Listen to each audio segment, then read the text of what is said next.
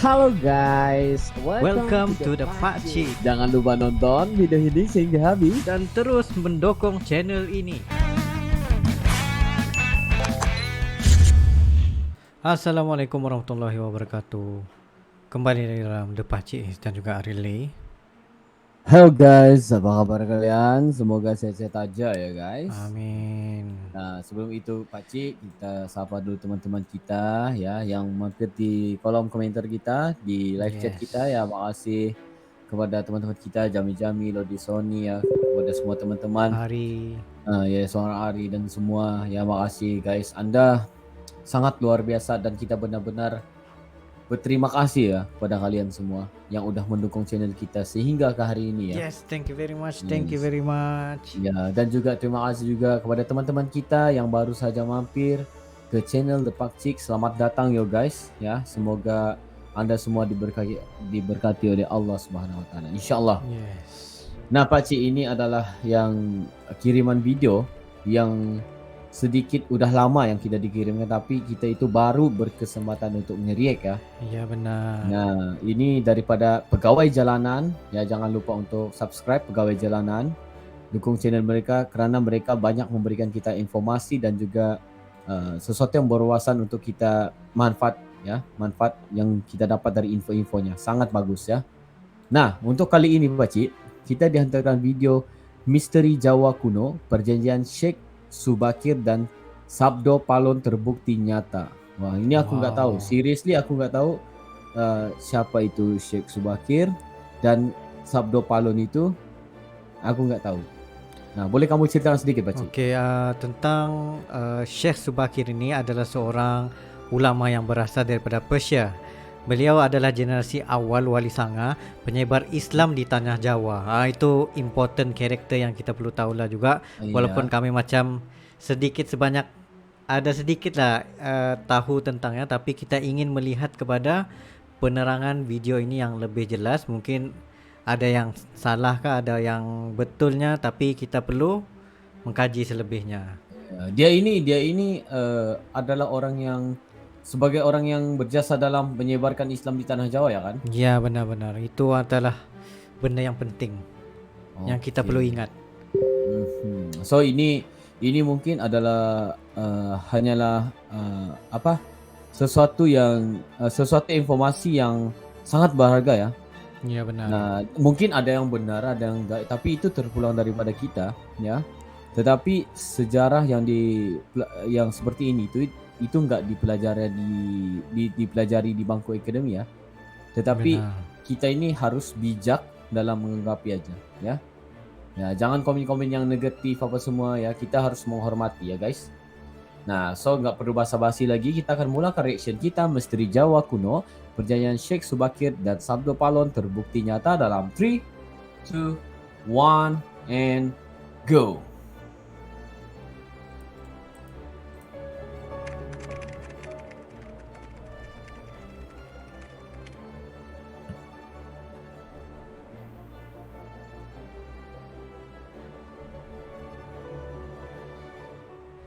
Pegawai Jalanan, jangan lupa untuk subscribe ya.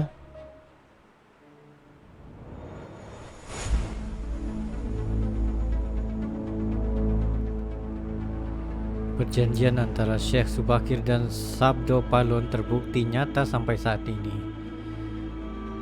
Apa perjanjiannya? Kita nggak tahu lagi.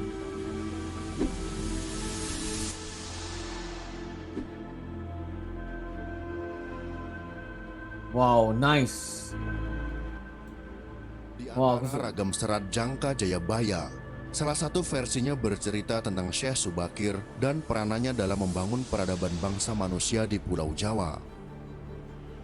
Hikayat Syekh Subakir ini juga tersebut dalam tulisan lontar kuno yang diperkirakan ditulis oleh Kanjeng Sunan Derajat atau setidak-tidaknya oleh murid atau pengikut beliau.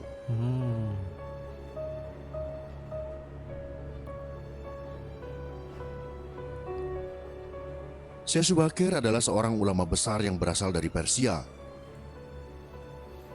Dari Persia. Beliau adalah generasi awal Wali Songo, penyebar Islam di tanah Jawa. Beliau dianggap sebagai orang yang paling berjasa dalam menyebarkan Islam di tanah Jawa ini. Diriwayatkan bahwa proses Islamisasi di Jawa mengalami hambatan disebabkan kuatnya orang Jawa dalam memegang kepercayaan lama. Syekh Subakir datang ke Tanah Jawa bersama Wali Songo generasi awal setelah diperintahkan oleh Sultan Muhammad Al-Fatih di Istanbul, Turki.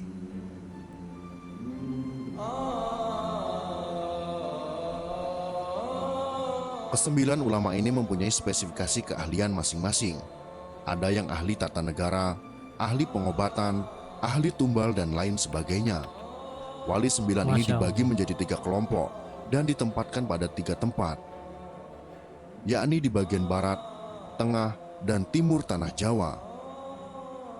Konon hambatan penyebaran Islam di Jawa pada masa sebelumnya disebabkan oleh keberadaan bangsa jin yang menempati setiap sudut tanah Jawa. Wow.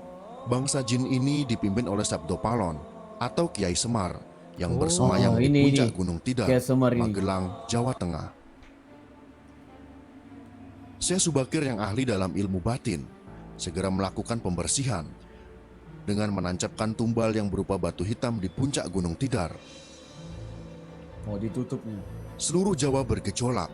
Seluruh bangsa jin yang menguasai tanah Jawa merasakan kepanasan yang teramat sangat, hingga mereka lari tunggang langgang menyeberang ke lautan atau menepi ke sudut terpencil tanah Jawa. Sebagian jin yang lain ada yang harus mati akibat hawa panas dari tumbal yang dipasang Syekh Subakir. Karena itulah, sampai saat ini, Gunung Tidar dipercaya sebagai pakunya tanah Jawa. Melihat hal tersebut, Sabda Palon yang telah 9.000 tahun bersemayam di puncak Tidar keluar dalam bentuk manusia, Oh, berdiri di hadapan Syekh Subakir. Setelah terjadi perdebatan, mereka segera adu kesaktian. Konon pertempuran antara keduanya selama 40 hari dan 40 malam, hingga Sabda Allahu Palon merasa Akbar. kewalahan dan menawarkan gencatan senjata. Sabda Palon mensyaratkan beberapa poin dalam upaya penyebaran Islam di Jawa. Syarat-syarat itu pun disetujui oleh Syekh Subakir. Berikut ini adalah dialog antara Sabda Palon dengan Syekh Subakir yang terjadi di atas Gunung Tidar. Dialog yang terjadi antara Syekh Subakir dan Sabda Palon ini kami sajikan dalam versi imajiner.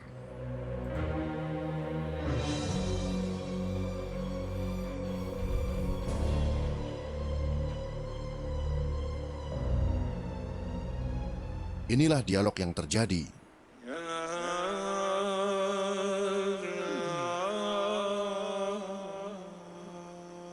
Syekh Subakir berkata, "Kisana, siapakah Kisana ini?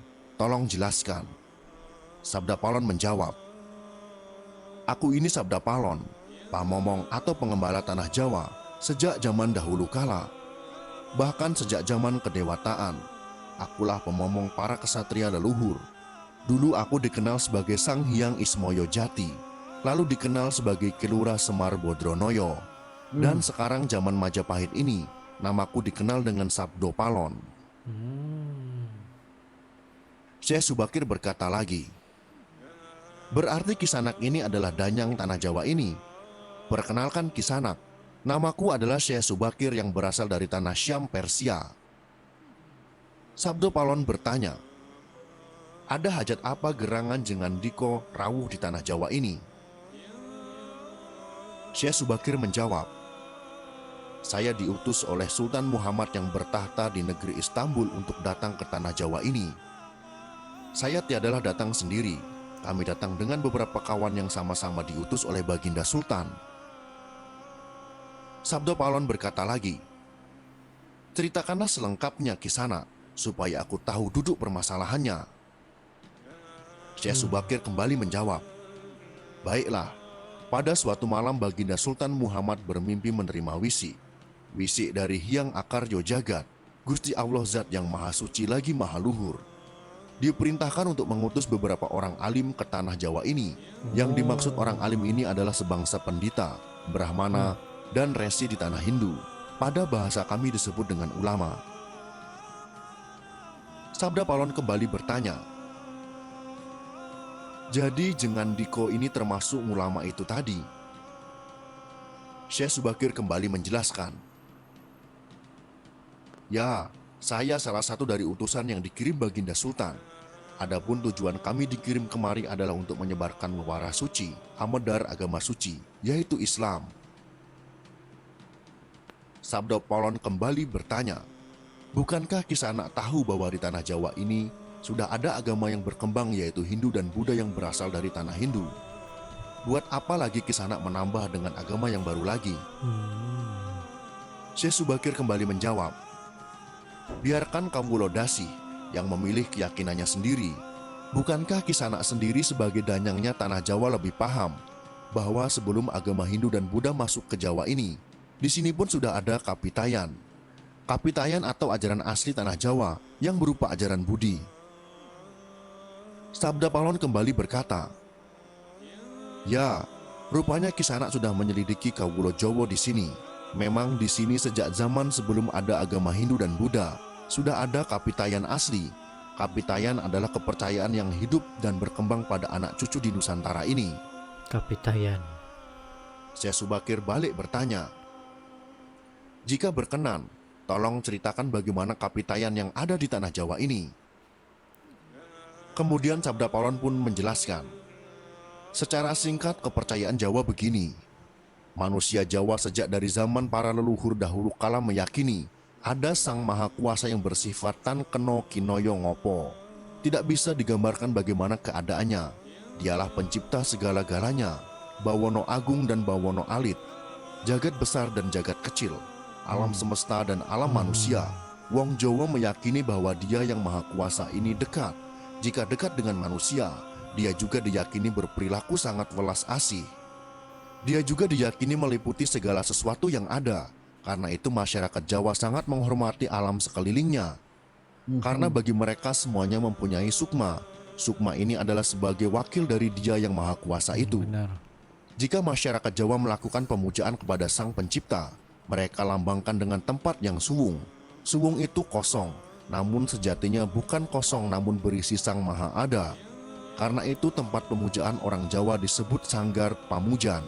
Di salah satu bagiannya dibuatlah sentong kosong, tempat atau kamar kosong untuk arah pemujaan. Karena diyakini bahwa di mana ada tempat suwung di situ ada yang Maha Kuasa. Oh, di mana yang Syekh Subakir 40 kembali berkata, itulah juga yang menjadi ajaran agama yang kami bawa untuk memberi ageman yang menegaskan itu semua. Bahwa sejatinya di balik semua yang maujud ini ada Sang Wujud Tunggal yang menjadi pencipta, pengatur, dan pengayom alam semesta. Wujud Tunggal ini dalam bahasa Arab disebut Al-Ahad. Dia maha dekat kepada manusia, bahkan lebih dekat Dia daripada urat leher manusianya sendiri. Ajaran agama kami menekankan budi pekerti yang agung, yaitu menebarkan welas asih kepada alam gumebyar, kepada sesama titah atau makhluk. Lihatlah Sang Danyang, betapa sudah rusaknya tatanan masyarakat Majapahit sekarang. Bekas-bekas perang saudara masih membara, rakyat kelaparan, perampokan dan penindasan ada di mana-mana. Ini harus diperbaharui budi pekertinya. Sabda Palon kembali menjawab, aku juga sedih sebenarnya memikirkan rakyatku. Tatanan sudah bubrah, para pejabat negara sudah lupa akan dharmanya. Mereka saling sikut untuk merebutkan jabatan dan kemewahan duniawi. Para pandito juga sudah tak mampu berbuat banyak. Orang kecil salang tunjang mencari pegangan. Zaman benar-benar zaman edan. Syekh Subakir kembali berkata, karena itulah mungkin Sang Maha Jawata Agung menyuruh Sultan Muhammad Turki untuk mengutus kami ke sini. Jadi wahai Sang Danyang Tanah Jawa, izinkanlah kami menebarkan wewara suci ini di wewengkon kekuasaanmu ini. Sabdo Palon pun menjawab, baiklah jika begitu, tapi dengan syarat-syarat yang harus kalian patuhi. Syarat-syaratnya. Syekh Subakir pun bertanya, apa syaratnya itu wahai Sang Danyang Tanah Jawa? Sabda Palon menjelaskan, pertama, jangan ada paksaan agama, dharma atau kepercayaan.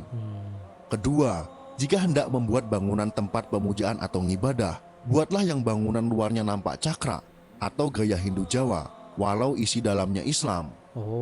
Ketiga, jika mendirikan kerajaan Islam, maka ratu yang pertama harus dari anak campuran. Maksud campuran adalah jika bapaknya Hindu, maka ibunya Islam. Jika bapaknya Islam, maka ibunya harus Hindu. Keempat, Jangan jadikan wong Jawa berubah menjadi orang Arab atau Parsi. Biarkan mereka tetap menjadi orang Jawa dengan kebudayaan Jawa walau agamanya Islam. Karena agama setahu saya adalah dharma, yaitu lelaku hidup atau budi pekerti. Hati-hati jika sampai orang Jawa hilang Jawanya, hilang kepribadiannya, hilang budi pekertinya yang adiluhung, maka aku akan datang lagi. Ingat itu, 500 tahun lagi jika syarat-syarat ini kau abaikan, aku akan muncul membuat goro-goro. Syekh Subakir pun menjawab, baiklah, syarat pertama sampai keempat aku setujui. Namun khusus syarat keempat, betapapun aku dengan kawan-kawan akan tetap menghormati dan melestarikan budaya Jawa yang adiluhung ini. Namun jika suatu saat kelak karena perkembangan zaman dan ada perubahan, maka tentu itu bukan dalam kekuasaanku lagi. Biarlah Gusti Kang Akaryo Jagat yang menentukannya. Wow. Itulah dialog yang terjadi antara Syekh Subakir dan Sabdo Palon. Video ini jangan kita telan mentah-mentah, akan tetapi ada hikmah dan pesan yang dapat kita ambil dari dialog tersebut. Bahwa penyebaran agama Islam tidak pernah dilakukan dengan paksaan di tanah Jawa, serta tidak membuang adat dan kebudayaan yang telah ada dan dijalankan oleh masyarakat Jawa, asal tidak bertentangan dengan agama. Mungkin karena dialog ini, para ulama menyebarkan agama Islam dengan kearifan lokal, sehingga agama Islam dapat diterima oleh mayoritas masyarakat Jawa.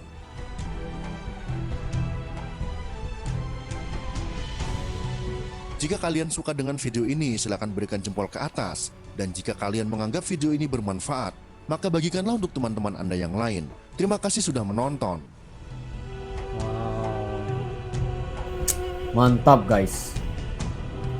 Oke. Wah. Ini benar-benar aku fokus ya. Iya benar. Sebab dalam penceritaan ini dia ceritakan bagaimana perjanjian itu bermula dan isi kandungan perjanjian itu sangat mendalam sebenarnya. Ya benar. Kerana itulah yang kita nampak sekarang nih di Indonesia masih mempunyai adat istiadat tersebut. Walaupun dia ni seorang yang Islam, tapi masih lagi mempunyai ciri-ciri khas Jawa itu. Terutama dari segi bahasa, ya, pakaian, juga rumah arsitektur adat. itu, ya rumah adat, ya. Sebab tu, Dan sebab tu dari segi rumah adat kita boleh tengok banyak Benar. sekali terjaga semua rumah adat. Tidak tercampur dengan colonization daripada British, daripada Rusia yang memperosakkan adat itu sendiri. Oh gitu ya. Dan juga kalau dipikir aku ya tadi, tapi ini sebenarnya kita sebenarnya ya mungkin ada yang bersetuju, ada yang enggak, tapi kita ambil sisi positifnya ya guys. Ya betul, Nah, ambil hikmahnya. nah ini adalah suatu benda yang mendidik kita ya. Mungkin enggak untuk semua penonton semua ya, ada yang paham, ada yang enggak ya. Nah, tetapi daripada video ini yang aku dapat ambil tadi, manusia ini ya harus selalu berbudi pekerti ya dan berbuat baik. Karena itu yang ditunjukkan di dalam video ini ya. Kedua-dua mereka Sabdo Palon dan juga Syekh Subakir ini adalah kedua-dua orang yang hebat ya. Nah, di sini mereka walaupun mereka ada perjanjian kayak gitu tadi, tetapi mereka ini kedua-duanya berbudi pekerti ya. Nah, maksudnya di sini kedua-duanya baik banget guys sebenarnya. Benar. Nah, di sini ini cerita apa? Wah, maksud aku itu murni banget juga lah. Karena penyebaran agama itu bukannya yang terus nyerang, enggak ya juga. Betul, bukan dari paksaan, tapi bukan dari lebih paksaan. kepada penerimaan. Nah, penerimaan, perjanjian. Wow guys, ini pendidikan yang sangat bagus ya. Betul.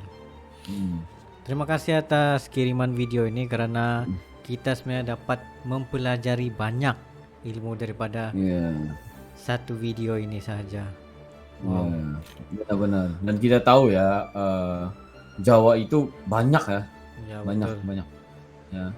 maksud aku banyak itu dari segi cabangnya juga ada Jawa teman kita Jawa Ngapak ya.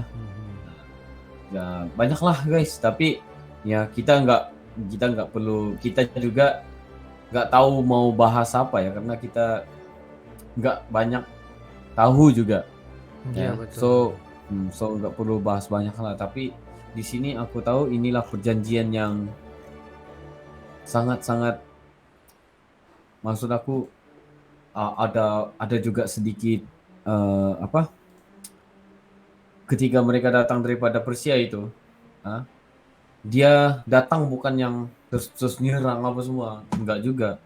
Nah, tapi dia ketua dengan ketua bertemu buat perjanjian dengan baik-baik, bagus-bagus. Sebenarnya ini yang harus dicontohi. Ya, Iya, bukannya kita jumpa orang itu terus berantem, enggak juga. Ya, benar. nah, itu yang bagusnya, guys. So, ini sebenarnya seperti yang aku kata juga tadi, seperti yang pegawai jalan kata juga ya. Video ini hanya dibuat untuk bahan informasi saja bahwa ada kisah seperti ini. Dan yang pasti dari kisah turun-temurun ini ada hikmah yang dapat kita petik ya. Dan yang pasti video ini tidak mewakili sejarah yang dipelajari di bangku akademi. Nah, harap bijak dalam menanganinya ya, gitu. Betul. Nah, Kita so Pakcik, ambil daripada hikmahnya sahaja. ya, so kita hari ini kita nggak tahu, kita jadi tahu. Ini adalah suatu benda Iya, yang sangat betul. berwawasan dan informasi banget ya guys.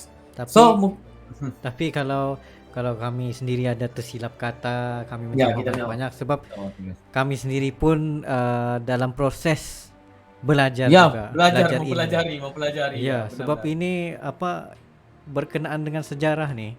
Sesuatu Dan yang ini- banyak sebenarnya, tapi Dan kadang-kadang ini juga adalah kiriman daripada teman kita. iya benar. Nah, jadi bagus juga ya.